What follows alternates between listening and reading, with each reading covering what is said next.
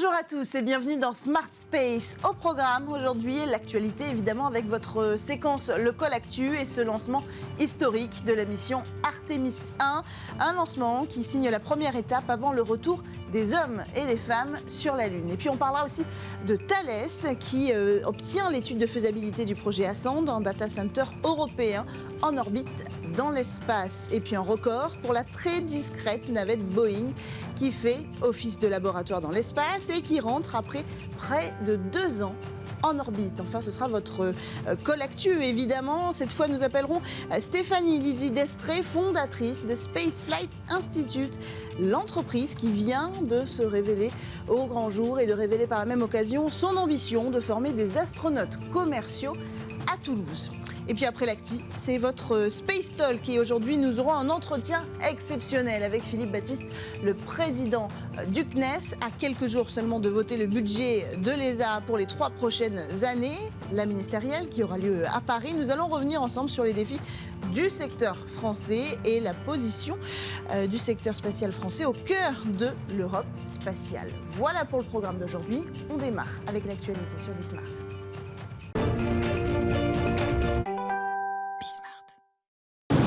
Three, two, one. Boosters in ignition.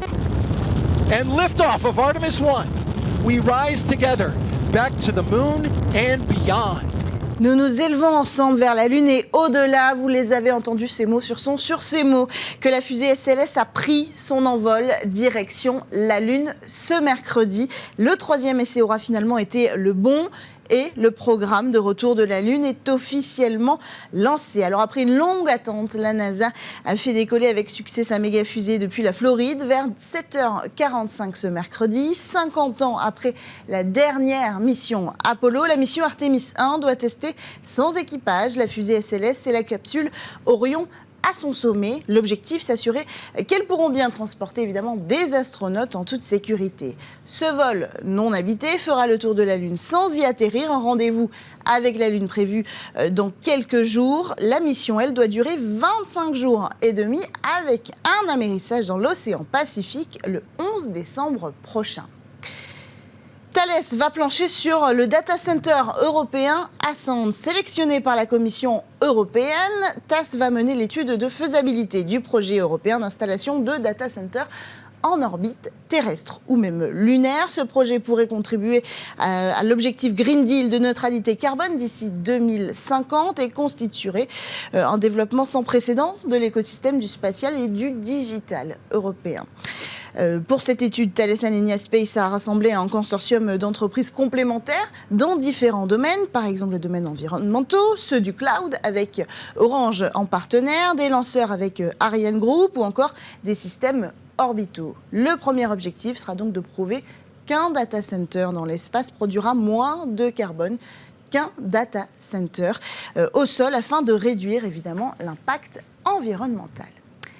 Autre actualité, 2 ans en orbite. La très discrète navette Boeing destinée aux expériences de la NASA bat des records dans l'espace. De retour sur Terre le 12 novembre dernier. Le véhicule d'essai orbital X-37B, il est très peu connu ici, a établi un nouveau record d'endurance après avoir passé 908 jours dans l'espace. Il bat même son propre record précédent qui était de 780 jours en orbite. Le véhicule est exploité par la NASA pour effectuer des expériences en orbite, un véritable laboratoire qui a reçu en 2020 le trophée Robert J. Collier pour avoir fait progresser les performances, l'efficacité mais aussi la sécurité des véhicules aériens et spatiaux. Alors cette dernière mission, elle a accueilli plusieurs expériences à son bord avec 2 objectifs: évaluer l'effet de l'exposition spatiale sur divers matériaux, mais aussi les effets sur des objets un peu plus différents comme des graines. Et vous l'avez compris, l'objectif, c'est bien à terme de faire avancer la recherche pour aller ensuite réaliser des voyages dans le deep space et emmener des hommes dans l'espace lointain. Dernière actualité, nouvelle arrivant dans l'économie du tourisme spatial, Space Flight Institute, une entreprise toulousaine.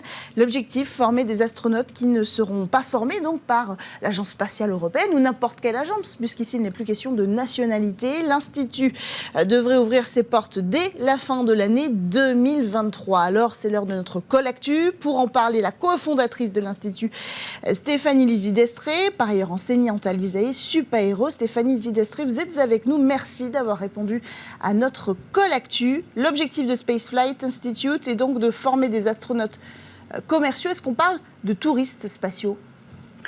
Alors bonjour, merci effectivement de m'avoir accueilli. Non, en fait, on n'est pas sur le tourisme spatial, on est vraiment sur la formation des futurs travailleurs de l'espace. Donc on les appelle des astronautes commerciaux si on est du côté américain. On pourrait dire des astronautes privés, donc des gens sélectionnés pour travailler dans l'espace, mais pas par les institutions comme les agences spatiales. Alors concrètement, c'est quoi un travailleur de l'espace ? Alors, un travailleur de l'espace, il peut y en avoir de nombreuses catégories et il y en a encore de nombreuses à définir, mais on peut imaginer les pilotes, on peut imaginer les médecins, on peut imaginer des scientifiques et il y a de nombreux métiers qui sont à définir. Quand on parle de l'installation pérenne sur la Lune, on va avoir des gens qui vont venir collecter plus que des échantillons, mais collecter des ressources. Cuisiner. En fait, il faut se projeter sur ce qu'il y a sur une base en Antarctique, par exemple, et toute la diversité des métiers. Et ces gens doivent être formés à un environnement qui est très particulier et très hostile. Mais alors, quelle est votre cible précisément ? Puisque vous ouvrez l'école fin 2023, si je peux appeler ça comme ça. Oui. Qui vont être vos premiers clients ? Parce qu'il n'y a pas encore énormément de présence dans l'espace, en tout cas pas suffisamment pour former ces astronautes commerciaux aujourd'hui. Tout à fait. Donc c'est pour ça qu'on a une offre de formation qui est un peu plus complète. Le diplôme d'astronaute commercial est notre produit phare, je dirais, mais on s'intéresse à tout ce qui est les autres métiers qui peuvent être en support, notamment les gens dans les centres de contrôle, dans les concepteurs de systèmes pour ces missions-là.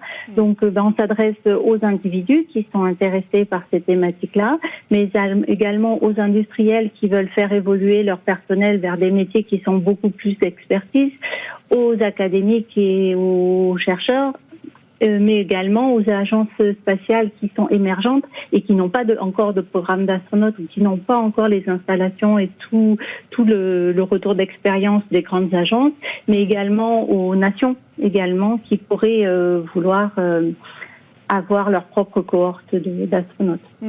Est-ce que vous avez déjà pu avoir des discussions, par exemple, avec le CNES ?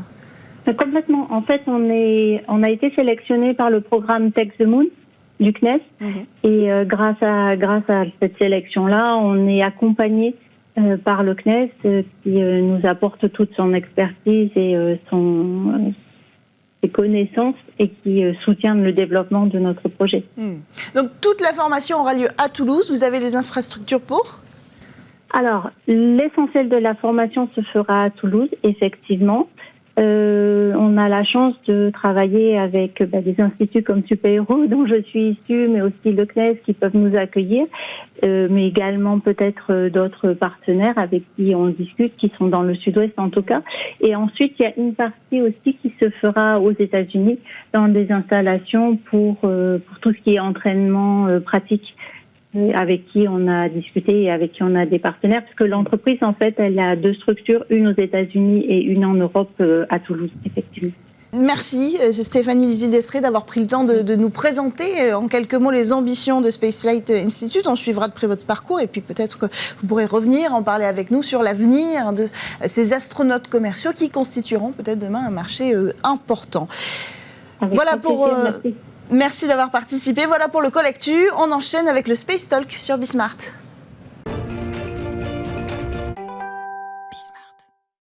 Nous voici dans le Space Talk et à quelques jours de la ministérielle, l'événement majeur du secteur spatial européen. Nous recevons Philippe Baptiste, le président du CNES, en plateau avec nous. Ensemble, nous allons évidemment brosser les enjeux de cet événement qui rassemble tous les États membres de l'Agence spatiale européenne pour voter le budget pour les 3 prochaines années. Mais on va parler aussi de nos ambitions à l'échelle nationale, car c'était une année assez chargée pour le CNES et le spatial français. Et puis, on parlera aussi de demain avec, par exemple, cette cette nouvelle génération d'astronautes qui va être révélée dès la semaine prochaine. Voilà pour le programme. Bienvenue Philippe Baptiste sur le plateau de Smart Space. Merci beaucoup, merci de votre invitation. Alors, première chose, j'aimerais avoir une réaction peut-être de ce lancement historique qui a eu lieu ce mercredi matin, cette semaine, de la mission Artemis 1. J'imagine que vous l'avez suivi avec attention. Je pense que comme beaucoup de vos auditeurs, j'ai mis mon réveil un peu plus tôt. J'ai suivi le long compte à rebours avant, puis les arrêts, les interruptions.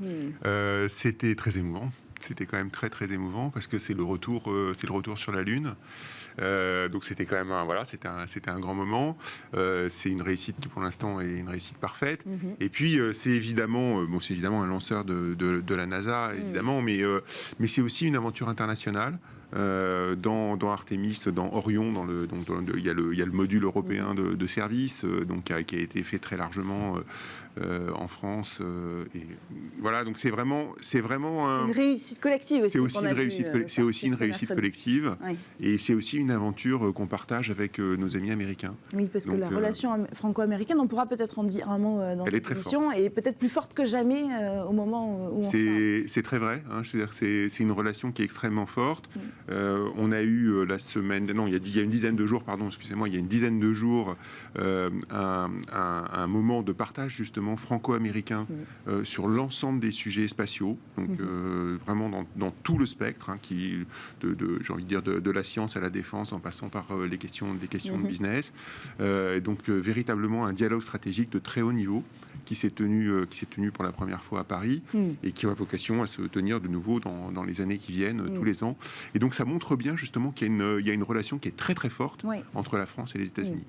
Et alors j'ai envie de dire, pour nous c'est un peu consubstantiel aussi à le CNES qui a été il y a 60 ans quand il a été créé. C'est amusant de savoir que le premier voyage en fait lors de la création du CNES, il y a une dizaine d'ingénieurs qui sont partis à la NASA et qui sont partis discuter avec les collègues américains de la manière dont ils avaient organisé l'agence, de la manière dont ils structuraient les programmes, de la manière dont ils travaillaient. Et ce lien, il a toujours été très fort et il l'est toujours aujourd'hui extraordinairement. Donc on peut dire aussi peut-être que c'est une période de renouveau pour le CNES et le spatial français, puisqu'on retourne vers ce voyage vers les États-Unis. Oui, bien sûr. Alors je pense qu'on a toujours eu cette collaboration très forte. Quelque part, c'est la stratégie française dans laquelle moi je m'inscris pleinement, évidemment. Elle a toujours été de dire à la fois, évidemment, le spatial, il se construit en Europe. Et donc le rôle de l'Agence spatiale européenne, il est absolument essentiel. C'est là qu'on construit de très grands programmes scientifiques conjoints. C'est là qu'on fait Ariane. C'est là qu'on met nos forces en commun pour faire des grands programmes qui ne sont pas à une échelle nationale ou qui serait pas raisonnable de faire à une échelle nationale. Et donc ça, c'est vraiment un enjeu essentiel. Et puis à côté de ça, on a aussi l'ambition, parce que la France a toujours beaucoup investi dans le spatial et de très loin le premier pays d'Europe dans le spatial. Il y a aussi cette ambition de travailler avec d'autres grandes agences internationales sur des projets de coopération. Et on a un équilibre, alors je ne sais pas si c'est 50-50, mais enfin il y a un équilibre entre ces deux jambes, donc une jambe européenne avec l'ESA, et puis une coopération avec les États-Unis, avec la JAXA au Japon, avec l'Inde, avec l'ISRO, avec les Émirats. Et donc on a plein de coopérations comme ça. Ça a été le cas aussi avant avec les Russes, mais c'est maintenant totalement terminé. Mais c'est vraiment quelque chose qui est important et qui est très structurant pour nos relations. Et pourquoi c'est important ? Parce qu'en fait, on a des missions qui sont des missions comme ça, internationales, en particulier avec les US, qui sont extraordinairement visibles déjà, donc pour le grand public et pour tout le monde. Je pense par exemple, le CNES, la France est à bord de toutes les missions martiennes américaines. C'est quand même, c'est quelque chose qui est extraordinairement... Et c'est au-delà de la visibilité, parce qu'évidemment, on est content d'être visible, mais au-delà de ça, c'est aussi nos équipes de scientifiques qui, ainsi, peuvent récupérer les données de ces missions et donc être, en fait, dans le travail de l'analyse de ces données et donc dans le travail scientifique qui est derrière. Donc, c'est vraiment fondamental d'avoir ça. D'avoir des bonnes relations. Alors, dans 4 jours, vont débuter les négociations pour voter le budget de l'Agence spatiale européenne qui demande, d'après Joseph Eschbacher, 18,7 milliards d'euros, soit une augmentation de 25% du budget par rapport à il y a 3 ans, au budget obtenu il y a 3 ans. Est-ce que la France va proposer un budget en conséquence ? Alors, tout dépend de ce que vous appelez un budget en conséquence, mais... Est-ce qu'on va suivre cette augmentation? Non, mais la France... Alors, d'abord, il faut comprendre la mécanique. C'est-à-dire que on a des discussions. En fait, la préparation de la ministérielle se fait déjà depuis des mois et des mois. On a eu des discussions, des groupes de discussion avec l'ensemble des 22 autres États, qui étaient d'ailleurs présidés par la France et l'Allemagne. On a beaucoup travaillé déjà pour identifier les programmes qui étaient susceptibles d'être financés. Donc, en fait, aujourd'hui, on en est où? On a, au niveau de l'ESA, une liste de programmes dans des domaines très variés. J'ai envie de dire tous les secteurs du spatial en dehors des activités de défense et de sécurité qui ne sont pas dans le périmètre de l'ESA. Et à ce point-là, la France y était très attachée à ce point-là. Mais donc en dehors de ça, donc vraiment sur tout le spectre de l'observation de la Terre, de la question de l'exploration, de la science fondamentale. Enfin, vraiment, il y a tous les sujets. Et on regarde dans ces sujets, en fait, les programmes susceptibles d'être financés, où on sent qu'il y a un intérêt, Alors là, c'est les deux, politique, technologique. Exactement. Il y a beaucoup d'ambition autour de ces budgets. Et à la fin, et là, pour l'instant, on est là. Il y a des listes derrière et des demandes de l'ESA. Donc, les chiffres que vous mentionniez, c'est la somme de toutes ces ambitions. Et puis, là, maintenant, on arrive au moment de vérité, puisqu'en fait, chaque pays derrière regarde, en fait, dans ce menu ce qui l'intéresse ou ce qui l'intéresse pas. Et puis, il y a le moment de vérité qui arrive donc mardi et mercredi prochain, où tout le monde va progressivement sortir sa copie, et dire, en gros, voilà, moi je veux mettre tant d'argent sur ce programme-là parce que c'est stratégique pour moi, tant d'autres sur celui-là, etc. Et donc puis avec des jeux que vous pouvez imaginer. Chaque État pourra choisir sur quel projet il met Exactement. l'argent. C'est ça le principe de l'ESA. C'est-à-dire que l'ESA est missionné par les États, par les États membres, pour réaliser des programmes, mais qui sont quand même des programmes qui sont décidés par les États. Comment vous avez préparé ça? C'est Bruno Le Maire, ministre de l'économie, qui va porter les sujets pour la France. Vous avez préparé avec lui les négociations? Ah bien sûr, oui.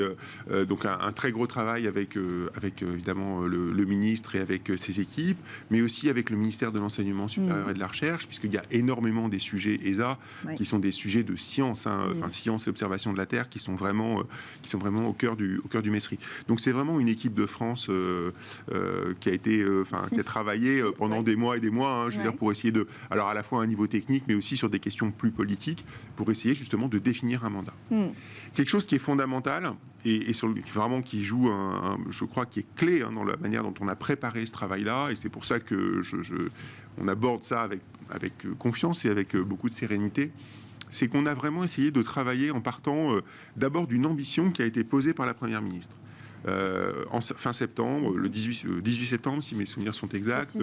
Voilà, elle était à l'IAC pour l'ouverture de ce grand congrès astronautique international qui avait lieu en France, et elle a annoncé une ambition française pour le spatial. Elle a annoncé 9 milliards sur 3 ans, c'est 25% d'augmentation par rapport aux 3 années précédentes, c'est juste considérable. C'est ce qui nous fait dire, ces 25% d'augmentation, qu'on va pouvoir peut-être suivre la demande de l'ESA et suivre un petit peu ça. Peut-être, on verra, mais ce qui est important, c'est il y a cette ambition globale et qui place de très loin la France comme premier pays du spatial en Europe. Alors ça c'est un vrai sujet. La France, elle investit 3 milliards par an dans le spatial. C'est un peu moins que l'Allemagne et l'Italie, 2 milliards, 1 milliard. C'est un peu plus. C'est un peu plus, pardon. Vous faites bien de le préciser. Oui. C'est un vrai sujet, ça, qui investit le plus. Alors il se murmure que la dernière ministérielle, l'Allemagne a réussi finalement à placer plus. Est-ce qu'il y a toujours cette compétition? Est-ce que plus que jamais, aujourd'hui, il y a un vrai enjeu de négocier et d'arriver peut-être à mettre un peu plus que l'Allemagne, parce qu'il y a toujours cette question de retour de budget qui a son importance, on l'a vu avec Vernon par exemple. Est-ce que ça fait partie des enjeux de la France? Donc très clairement, d'arriver à être coude à coude avec l'Allemagne. Je crois que c'est vraiment très très clair justement dans la logique dans laquelle on a voulu travailler. La question de la course à l'échalote avec l'Allemagne n'est pas un moteur. Et donc honnêtement, c'est pas mon sujet. Mon sujet, ça a été de dire, on a une ambition française qui est extrêmement forte. Globalement, on met beaucoup plus d'argent sur le spatial que tous les autres pays d'Europe, y compris l'Allemagne et l'Italie. 50% du spatial européen est en France. Donc, quelque part, le sujet de faire la course, c'est pas ça mon sujet. Et donc, le sujet, c'est de savoir, en gros, sur les différents sujets, maintenant que cette ambition a été fixée par la Première ministre, sujet par sujet, comment est-ce qu'on maximise l'effet de ce budget et de cet investissement? Quel est le bon canal? Est-ce que c'est l'ESA ? Est-ce que c'est en passant par France 2030 ? Oui. Est-ce que c'est en faisant un contrat directement à telle ou telle entreprise, grande, petite, start-up ou PME ? Est-ce que c'est en faisant un programme avec le CNES ? Et donc, c'est vraiment, ça a été ça notre logique, donc une logique très cartésienne. Hein. On a vraiment découpé le champ en tranches, on a regardé effectivement morceau par morceau, et on a vraiment fait ce travail-là avec justement les différents ministères, la communauté scientifique, les industriels. Donc vraiment, c'est vraiment toute l'équipe qui a travaillé ensemble, toute l'équipe de France, et on est arrivé à un budget, à une proposition, et c'est comme ça. Et si à la fin on est devant l'Allemagne ou derrière l'Allemagne, mon sujet n'est pas là. Ça peut avoir des conséquences, c'est ça la essentiellement médiatique. Mais ce que je veux dire, ce que je veux dire, c'est que derrière le vrai sujet, en fait, c'est que on a cette capacité en France de financer le spatial avec plein de tuyaux différents. Bien sûr. Ce que les autres pays ont peut-être un peu moins, d'accord, et donc c'est un avantage. Et tout ne se jouera pas non plus sur cette initiative. C'est ça qui est fondamental. Et donc ça veut dire quelque part, vous ne mesurez pas l'effort de la France dans le spatial à l'aune du budget qu'on va mettre à l'ESA. Alors c'est un morceau. Peut-être qu'on peut le détailler. Ça va être un gros morceau. Et je ne suis pas du tout en train de dire qu'on va avoir une petite contribution. Évidemment. Je crois vraiment qu'on va avoir la France sera là, sera très présente, mais je veux dire, c'est pas le seul sujet. Alors justement, on a dit 3 milliards d'euros par an investis dans le spatial par la France. Vous parlez souvent de l'importance de chaque euro investi. Quels sont les meilleurs vecteurs d'investissement en France aujourd'hui ? Eh bien, ça dépend. Ça dépend. Ça dépend d'un sujet à l'autre. Oui. Moi, j'ai envie de dire, si par exemple, vous regardez, je sais pas moi, des questions très industrielles, où on a envie de soutenir notre activité, de soutenir notre économie, dans un monde du spatial qui est de plus en plus compétitif, moi, je suis assez convaincu aujourd'hui que sur un certain nombre de sujets, il faut avoir une ambition nationale, peut-être plus ciblée, plus précise, vraiment dédiée à nos besoins. Sur de très grands programmes scientifiques conjoints en Europe, on a vraiment besoin fondamentalement de l'ESA, on a besoin de travailler ensemble. Donc voilà, c'est pour ça que... Au niveau national, quelles sont les pistes d'investissement les plus intéressantes ? Moi, je pense qu'aujourd'hui, au niveau national, on a un écosystème du New Space qui se développe très très vite. Il faut qu'on soit capable de le soutenir efficacement. Et le soutenir, c'est pas simplement pour le plaisir de soutenir à bout de bras des startups, c'est pas ça le sujet. C'est le soutenir, pourquoi ? Parce qu'on pense fondamentalement que derrière, il y a les racines, où il y a les prémices d'un nouvel écosystème du spatial qui est en train de se construire, et que les futurs primes de demain, ce seront non seulement ceux qu'on a aujourd'hui, mais plus d'autres qui vont venir de ces startups. Et on a besoin de financements qui sont très agiles, très rapides, à travers de l'achat de services, à travers de l'achat de matériel, à travers des contrats qui sont des contrats de long terme pour soutenir ces entreprises. Et on pense que l'environnement national va être extrêmement agile pour faire ça, et extrêmement susceptible de faire ça. Dans le domaine des lanceurs, on sait tous que je mets de côté les lanceurs lourds comme Ariane, mais sur la gamme des petits lanceurs, on est dans un environnement que je vais qualifier pudiquement de plus en plus compétitif dans le monde, en Europe, donc avec de temps en temps des petites tensions qui peuvent naître à droite, à gauche, on le sait tous. On voit bien qu'il y a une forme de, qu'on le veuille ou non, de renationalisation des sujets pour les petits lanceurs. Alors pourquoi sur les petits lanceurs ? Parce que finalement les investissements ne sont pas si considérables que ça. Enfin, on n'est pas en train de parler de milliards d'euros d'investissement, donc c'est peut-être plus faisable. Là, on voit bien que quelque part, c'est ce sujet, il faut peut-être le traiter. En tout cas, il faut qu'il y ait une empreinte nationale qui soit plus forte. Alors, donc vous voyez, c'est vraiment très très variable, et c'est pour ça qu'il faut vraiment aller dans le détail. On ne peut pas juste dire le spatial.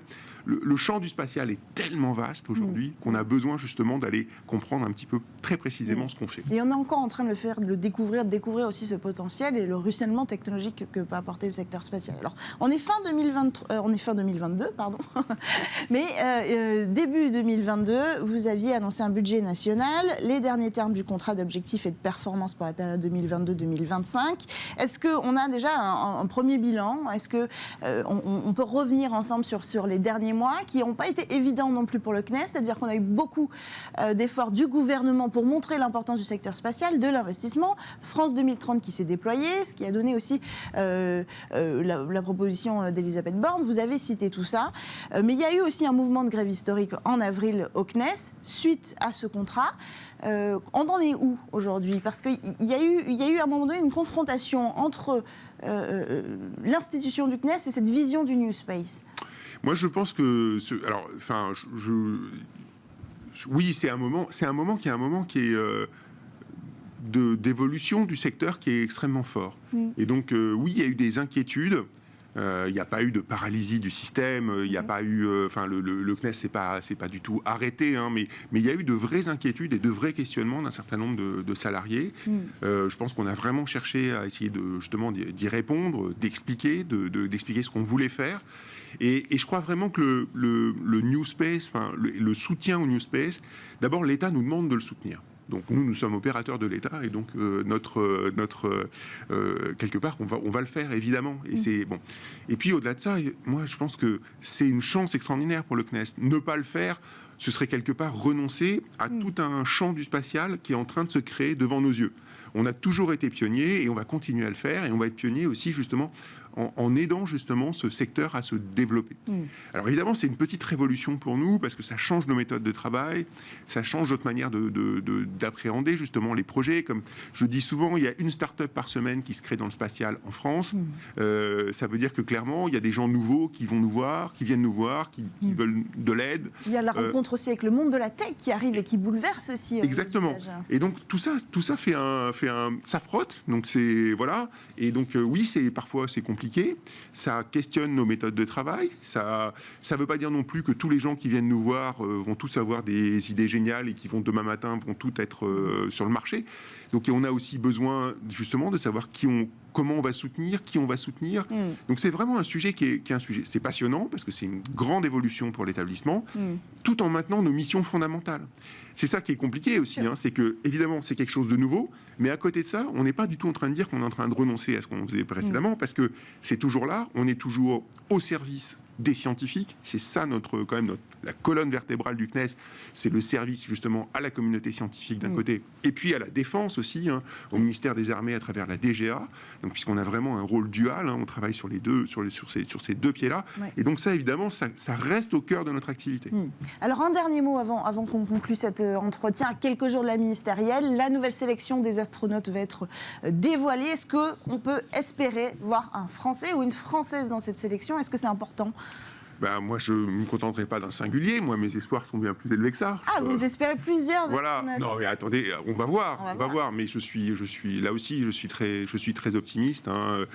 Non, je pense que on a eu on a aujourd'hui un astronaute extraordinaire qui est Thomas Pesquet, qui est extraordinaire, qui est très très bon techniquement et qui est adoré, je crois, par nos partenaires nord-américains aussi, qui est un excellent astronaute. Et par le public, il faut bien le dire. Mais voilà, c'est ce que j'allais dire, c'est que au-delà de ça, il a aussi une capacité à transmettre qui est extraordinaire et c'est une valeur ajoutée qui dépasse le spatial. Enfin, c'est évidemment crucial pour le spatial et pour nous parce que c'est un étendard extraordinaire et fabuleux. Mais au-delà de ça, il porte toutes les sciences, toutes les technologies. Il y a une identification évidemment de tous les jeunes derrière Thomas. Donc c'est fabuleux. Et moi j'ai envie de dire, c'est pour ça qu'on a besoin aussi des astronautes. C'est non seulement pour faire des manips là-haut qui sont très complexes et au service de la communauté scientifique, mais c'est aussi pour l'image de confiance dans le progrès qu'ils portent. Et donc ça c'est fabuleux. Et j'espère bien qu'on aura un ou deux autres astronautes bientôt. On verra. Résultat la semaine prochaine. Merci Philippe Datis d'avoir pris le temps de faire cet entretien avec nous à quelques jours de ce rendez-vous majeur pour le secteur spatial. On se retrouve donc la semaine prochaine. Smart Space sera sur place à la ministérielle qui aura lieu à Paris et vous découvrirez la semaine prochaine une émission spéciale dédiée à cet événement. Ce sera l'occasion de découvrir la nouvelle sélection des astronautes. Merci à tous de nous avoir suivis. À bientôt.